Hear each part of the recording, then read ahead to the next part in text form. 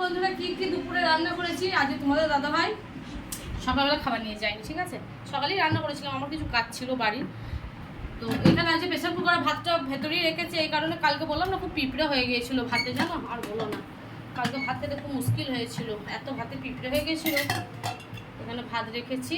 আচ্ছা, এখানে লেবু কেটেছি, র্যান্ডাম এখন গাছের লেবু পাচ্ছি, রসটা কিন্তু কম হয়েছে। আর এখানে আজকে মুসুরির ডাল করেছি, আজকে সব সিম্পল খাবার, ছিমছাম পুরো। এখানে লঙ্কা দিয়ে বড়ি দিয়ে আলু মাখা করেছি, তরকারি ভালো লাগছে না। আচ্ছা, এখানে হচ্ছে যে কলমির শাক ভাজা করেছি, একটা মাসি বিক্রি করতে ছিল বাড়িতে, বাবা নিয়েছে।